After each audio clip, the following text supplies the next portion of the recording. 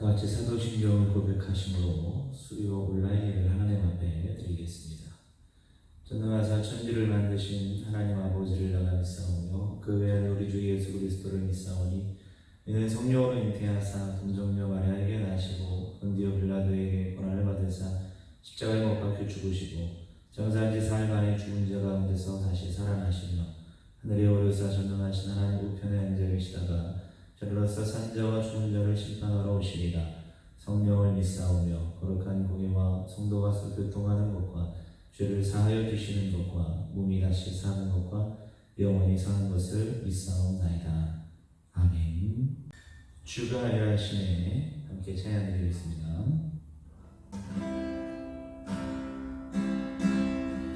날이 저물어 갈 때 그들에서 너를 때 그때가 하나님의 때 내 이름으로 나를 때 빈소리로 걸을 때 내가 고백해 여호와 이래 주가 일하시네 주가 일하시네 주께 맡기지 않는 자에게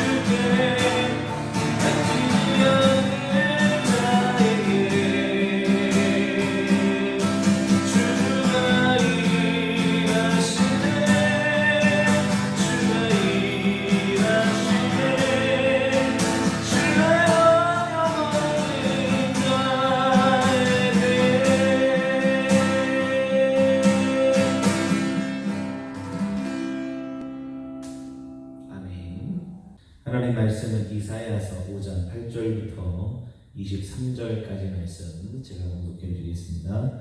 가옥에 가옥을 이으며 전투에 전투를 더하여 빈틈이 없도록 하고 이 땅 가운데서 홀로 거주하려 하는 자들은 화 있을진저 만군의 여호와께서 내 귀에 말씀하시되 정령이 허다한 가옥이 황폐하리니 크고 아름다울지라도 거주할 자가 없을 것이며 열흘까지 포도원에 겨우 포도주 한 바트가 나겠고 한 호멜에 종자를 뿌려도 간신히 한 에바가 나리라 하시도다.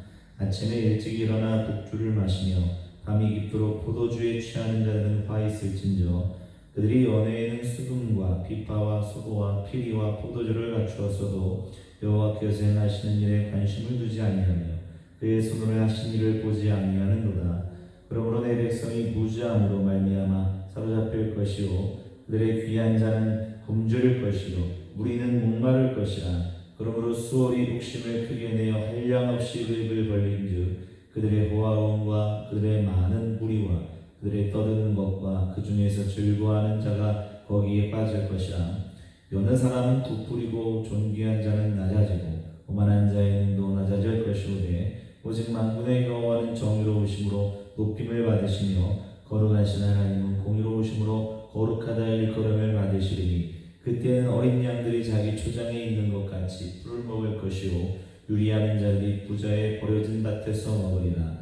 거짓으로 끈을 삼아 죄악을 끌며 수레줄로 함같이 죄악을 끄는 자는 화 있을진저 그들이 이르기를 그는 자기 일을 속히 이루어 우리에게 보게 할 것이며 이스라엘의 거룩한 이는 자기의 계획을 속히 이루어 우리가 알게 할 것이라 하는도다.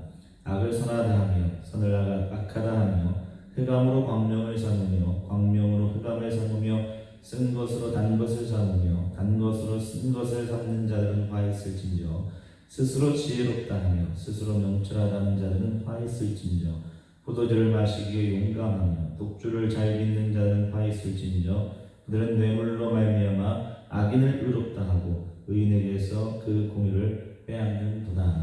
아멘.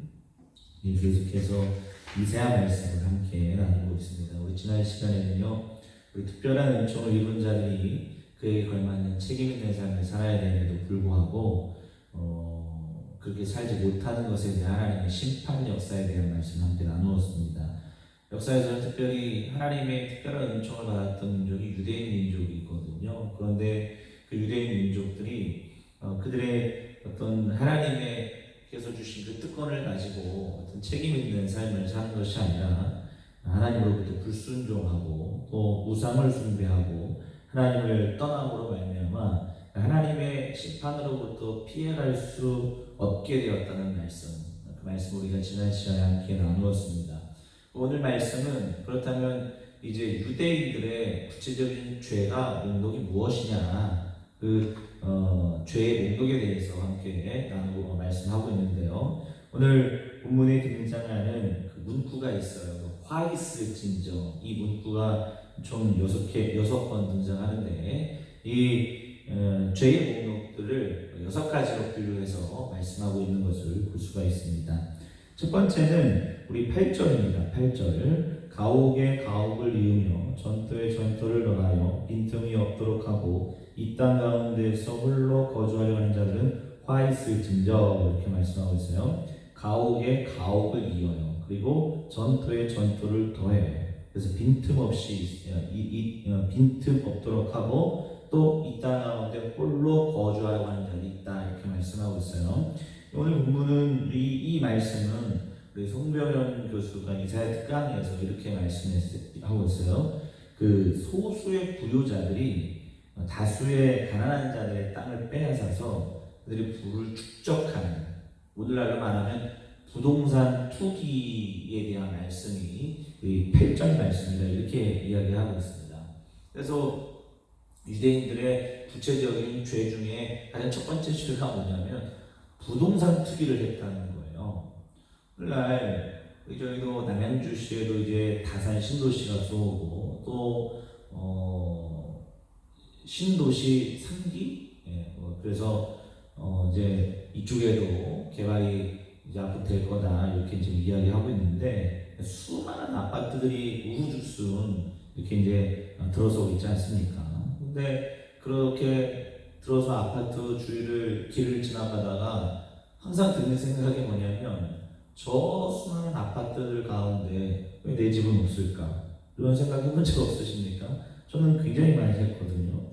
우리나라 자가 주택자 수, 본인이 집을 갖고 있는 사람이 50%를 간신히 넘는다고 합니다. 대부분의 사람들은 집이, 그러니까 우리 인구의 절반은 집이 없다는 거예요. 부유한 사람들이 대부분 아파트를 소유하고 있고, 그리고 그들이 이제 그 아파트를 이제 다주택자라고 하거든요. 그래서 많이 갖고 있다는 것을 의미하는데, 왜 그러느냐? 우리나라 집을 사려고 하는 사람들의 이유는 뭐냐면 거기에서 이제 주거하고 어떤 살려고 하는 목적이 아니라 부동산 투기, 그러니까 돈을 벌기 위해서 집을 사는 경우가 너무 많다라는 것입니다. 그래서 우리나라 이 주택 경제, 특별히 이 집값이 굉장히 거품이 많은 이유가 뭐냐면 그 투기 때문에 그렇다는, 투기 때문에. 그래서 여러분, 우리나라도 이 투기 문제가 굉장히 심각한데, 근데 어떤 분들 이렇게 이야기하시는 분들이 있죠. 목사님, 그러면 이렇게 집을 사고 그것으로 돈 벌고 이런 게 안 좋은 겁니까? 나쁜 겁니까? 부동산 투기가 안 좋은 겁니까? 이렇게 질문하는 분도 계세요. 내 돈으로 가지고 투자를 해서 정당하게 돈을 버는, 합법적으로 버는 이런 부동산 투기가 잘못된 겁니까? 이렇게 이제 질문하시는 분도 계실 겁니다. 그런데 부동산 투기. 그래서 내가 집을 살기 위해서 사는 것이 아니라 그것을 돈을 벌기 위한 목적으로 사는 것이 잘못된 이유가 뭐냐면, 그게 죄가 되는 이유는 뭐냐면, 실제로 부동산 투기 때문에 필요한 사람, 그러니까 반드시 집이 필요한 사람에게 집이 돌아가지 않고 집에서 살지 못하는 그런 일들이 벌어지기 때문에 부동산 투기는 잘못된 것이다, 이렇게 말씀을 드릴 수가 있습니다. 성경에 보면 땅의 주인은 하나님이십니다. 그래서 하나님께서 세상을 창조하셨고 인간이 그 창조에 아무것도 기여하지 않기 때문에 항상 땅의 주인은 하나님이시라고 유대 사람들은 생각을 했어요. 그리고 인간은 그럼 어떤 사람들이냐? 자기 가지고 있는 땅은 뭐냐? 자기들은 하나님이 주신 이 땅을 지키는, 가꾸는 청지기일 뿐이다, 이런 사고방식을 갖고 있었다는 거예요. 이게 성경 정신이거든요. 그래서 유대인들에게는 이 희년제도라는 게 있는데, 이 희년제도는 뭐냐면 어떠한 경우에든지 77에 49에서 49년 되는 해에는요, 반드시 원래 본 땅 주인에게 그 땅을 돌려주게 되어 있습니다. 이게 바로 희년 제도이고, 그리고 이제 하나님께서 땅을 주신 정직이로서의 삶을 살아가는 그 성경의 정신을 그대로 반영한 것이라고 볼 수가 있습니다. 그래서 여러분, 땅 투기 하시면 안 됩니다. 부동산 투기는 죄예요. 유대인들도 그때 얼마나 힘든 시기였겠습니까? 바벨론의 포로로 잡혀가고 또 포로로 귀환하고 그런 힘들고 어려운 시기에 이 유대인들이 이 가난한 자들을 돌보는 게 아니라 가난한 자들을 이용해서 땅 투기하고 자신의 부를 축적하는 일들이 너무 많았다는 거예요. 그래서 하나님께서 그런 유대인을 향해서 심판 메시지, 경고 메시지를 드는 것을 볼 수가 있습니다. 두 번째는 그들의 구체적인 죄는 뭐냐면 우리 11절과 12절입니다. 아침에 일찍 일어나 독주를 마시며 밤이 깊도록 포도주에 취하는 자들은 화 있을진저 그들이 연회에는 수금과 비파와 소고와 피리와 포도주를 갖추었어도 여호와께서 행하시는 일에 관심을 두지 아니하며 그의 손으로 하실 일을 보지 아니하는도다, 이렇게 말씀하고 있어요.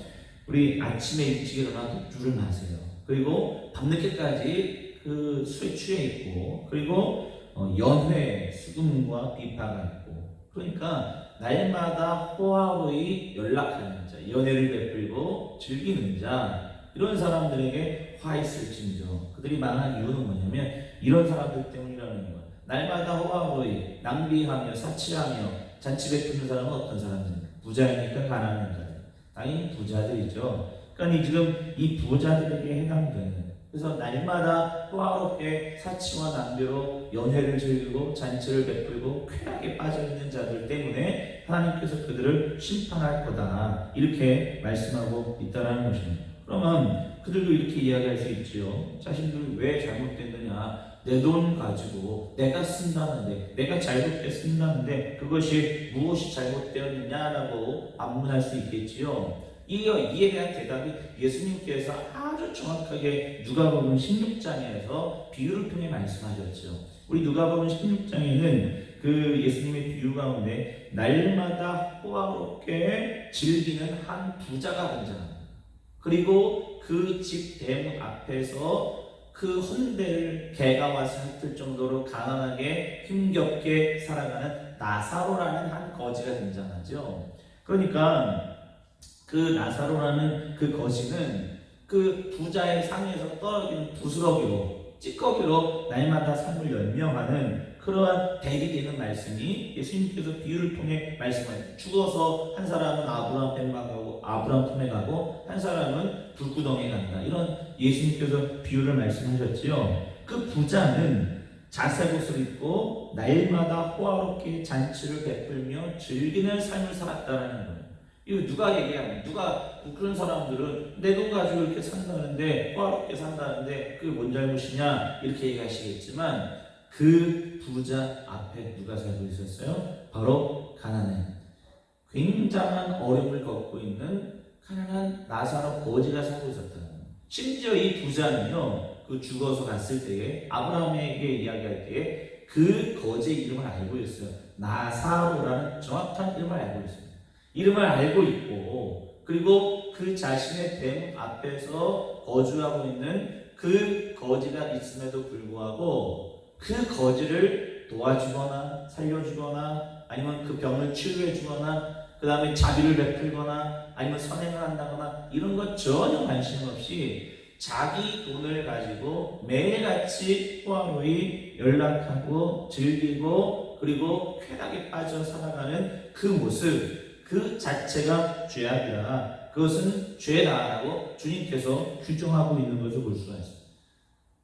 특별한 은총, 특별한 은혜, 물질이라는 것도 어떻게 보면 어떤 목사님은 은사라고 얘기하는데 돈이 많은 사람이 있고 적은 사람이 있죠. 상대적으로 내가 다른 사람보다 물질이 많으면 그 물질은 나만을 위한 것이라고 생각하시면 착각입니다.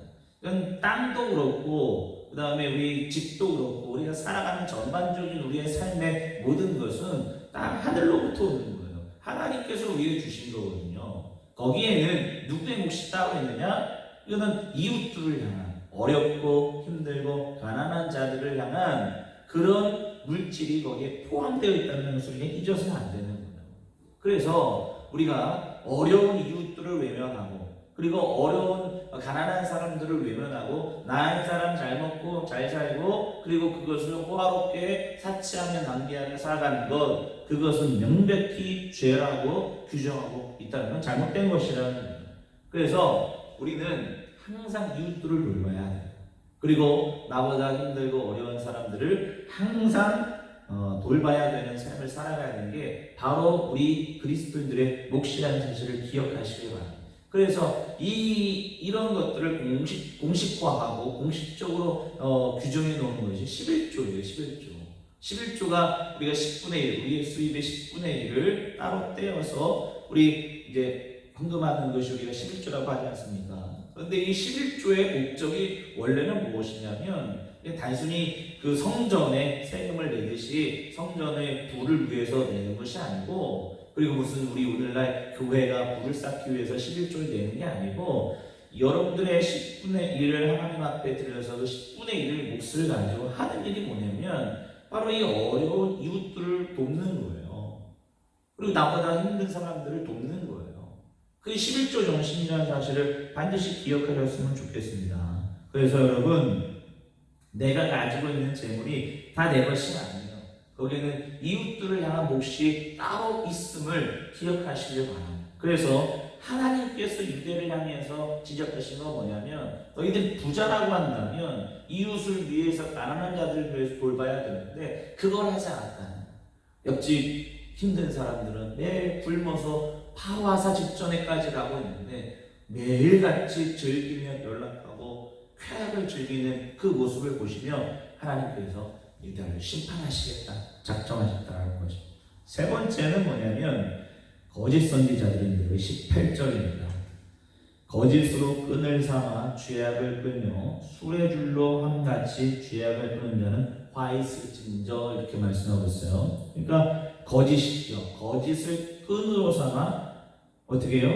죄악을 끌며 수레줄로 함같이 죄악을 끄는 자들이에요. 뭐냐면 거짓을 이야기하는 자들, 거짓 선지자들을 이야기하는데 거짓 선지자들의 특징이 두 가지가 있습니다. 하나는 뭐냐면 사람들에게 두려움을 심어 주어서 자신의 말을 따르게 하는 부류가 있고 두 번째는 뭐냐면 사람들에게 달콤한 말로 유혹을 해서 자신을 따르게 하는 부류가 있어요.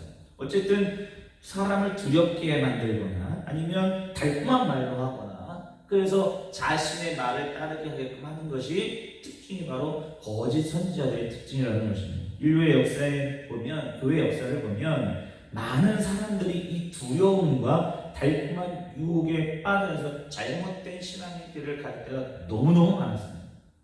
그리고 어떤 교회가 참교회냐 우리가 어떤 사람들 어떤 분에게 신앙생활을 해야 되느냐 그걸 판가름한 기준은 뭐냐면 메시지를 들었을 때 내 두려움인가 하나님이 두려운 존재가 되는가 그래서 우리에게 막 두려움을 심겨주어서 하나님께 순종하게끔 하는 것 그런 메시지인가 아니면 달콤한 메시지예요. 내 귀에 들리기 좋은 그래서 기분을 좋게 해주고 그렇죠? 듣기 좋은 달콤한 말로 나를 유혹하게 하느냐 그런 메시지냐, 그것을 판단할 줄 알아야 돼요.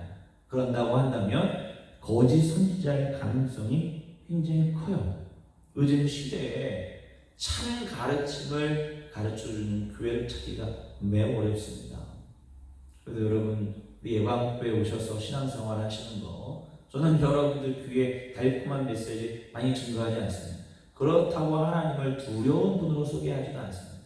저는 성경 말씀 그대로 증거하고 그렇게 말씀을 전하기 때문에, 그래도 여러분들 복받은 분들이죠. 또 저도 그렇게 거짓 선지자가 되지 않기 위해서 매일같이 공부하고 또 주석 찾아보고 언어 공부하고 그렇게 하고 있습니다. 우리 거짓 선지자들의 유혹에 빠지지 않기를 축복합니다. 네 번째는 뭐냐면 이 권력에 순응하는 사람들이 너무 많았어요. 20절입니다. 20절. 악을 선하다 하며 선을 악하다 하며 흑암으로 광명을 삼으며 광명으로 흑암을 삼으며 쓴 것으로 단 것을 삼으며 단 것으로 쓴 것을 삼는 자는 화 있을진저, 이렇게 말씀하고 있어요.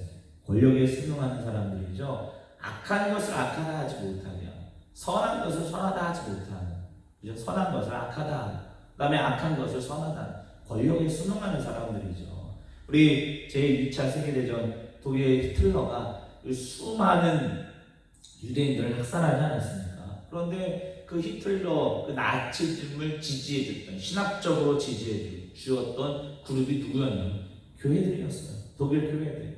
그래서 이 교회들이, 많은 지식인들과 종교인들이 그 히틀러라는 권력 앞에 순응하고, 그래서 많은 이들을 죽이는데, 학살하는데 주범이 되었던 것이 바로 이 지식인들과 수많은 종교인들이었다, 이렇게 이야기가 들을 수가 있어요. 그런데 또 모든 사람이 다 그런 것만은 아니었어요. 우리 특별히 디트리 본 페퍼라는 목사님이 계시는데, 이 목사님은 그 히틀러의 그 나치즘에 저항하다가 뚝 떼어서 순교하시는 분이 본 페퍼 목사님이신데, 여러분, 진정한 그리스도인이라고 한다면 잘못된 것을 잘못됐다고 얘기할 줄 알고, 그리고 선한 것을 선하다고 얘기할 줄 아는 그런 믿음의 사람이 되어야 될 줄 믿습니다. 권력에 순응하는 것 절대 옳은 일이 아닙니다. 그 다음에 다섯 번째는 뭐냐? 교만인데 21절입니다. 스스로 지혜롭다 하며 스스로 명철하다 하는 자는 화 있을진저, 이렇게 말씀하고 있죠. 스스로 명철하고 그 다음에 스스로 지혜로워요. 우리 사사기 말씀에 왕이 없으므로 자기 소견대로 행하였다, 이런 말씀이 있잖아요. 그러니까 모두가 다 자기가 옳고 또 자기 말이 옳고 자기 주장이 옳고 자기가 생각하는 대로 살아가는 것, 교만한 삶이죠. 이 유대인들이 다 하나님의 말씀을 떠나고 하나님의 말씀대로 사는 것이 아니라 다 자기의 소견대로, 자기 지혜대로, 자기 생각대로 살아간 교만함 때문에 하나님께서 심판하셨다, 이렇게 말씀하고 있습니다. 마지막 여섯 번째는 법정의 타락인데요. 우리 22절과 23절입니다. 포도주를 마시기에 용감하며 독주를 잘 믿는 자들은 화 있을진저 그들은 뇌물로 말미암아 악인을 의롭다 하고 의인에게서 그 공의를 빼앗는도다, 이렇게 말씀하고 있어요. 뇌물로 말미암아 악인을 의롭게 만들고 의인에게 그 공의를 빼앗는 것, 법정에서죠. 법정에서 뇌물을 통해서 우리 법 결과를 조정하는 일들, 그래서 너무나도 억울한 일을 당하는 사람들이 너무 많이 있었다는 거예요. 그래서 하나님께서 그 법정의 타락, 뇌물, 그런 타락으로 인해서 하나님께서 이들을 심판하시기로 작정하셨다, 이렇게 말씀하고 있습니다. 오늘 본문을 통해서 6가지 이스라엘의 타락한 모습들을 보면 오늘날 우리 시대를 살아감에 있어서 유대 사회의 모습과 우리 사회의 모습이 너무 비슷해 보인다는 거예요. 제가 볼 때. 여러분, 그럼에도 불구하고 하나님께서 이 나라를 붙들어 주시고 아직까지 심판하지 않으셨다는 얘기는 뭐냐면, 아직까지 우리 사회와 우리 한국 교회는 희망이 있다는 희망. 그 희망을 붙잡으셔야 돼요. 그래서 모든 유대인들이 그렇게 할지라도 그렇게 하지 않는 사람 때문에 하나님께서 심판하지 아니하시는 것처럼, 오늘날 이 땅, 이 세상이 다 범죄의 길로 하나님의 말씀을 떠나 심판의 길로 향할지라도 저와 여러분들은요 그 심판의 길로부터 떠나서 오늘도 주의 말씀 붙들고 살아가야 되는 우리 믿음의 종들이 되어야 될 줄 믿습니다. 우리 예감교회와 우리 예감교회 모든 성도님들이 그런 하나님의 사람들이 되어서 이 땅을 수호하고 그리고 하나님의 나라를 수호할 수 있는 믿음의 종들 되실 주님의 이름으로 축복합니다. 기도하겠습니다. 거룩하신 하나님 아버지, 이스라엘 백성들의 주의 능력들을 바라보며 오늘날 우리 시대를 살아가고 있는 이 시대의 죄의 모습과 너무나도 흡사하다는 것을 말씀을 통해서 깨닫습니다. 그럼에도 불구하고 주님께서 이 땅의 심판을 요구해 주시고 참으셨던 이유는 우리에게도 아직까지 기회가 있음을 오늘 말씀을 통해서 깨닫사오니 주님 연약하고 부족하지만 저희를 붙들어 주셔서 주님 이 말씀을 붙들고 이 땅 가운데서 의로운 자로서 살아갈 수 있는 말씀 따라 살아갈 수 있는 하나님의 말씀 따라 그렇게 살아갈 수 있는 믿음의 종들 될 수 있도록 인도하여 주시옵소서. 예수님의 거룩하신 이름으로 간절히 축복하며 기도하옵나이다. 아멘. 하늘에 계신 우리 아버지여 이름이 거룩히 여김을 받으시오며 나라의 마음이시며 뜻이 하늘에서 이루어진 것 같이 땅에서도 이루어지이다. 오늘날 우리에게 일용할 양식을 주옵시고 우리가 우리에게 죄진 자를 사하는 것 같이 우리의 죄를 사하여 주옵시고 우리를 시험에 들게 하지 마옵시고 다만 악에서 구하옵소서. 대개 나라와 권세와 영광이 아버지께 영원히 있사옵나이다. 아멘.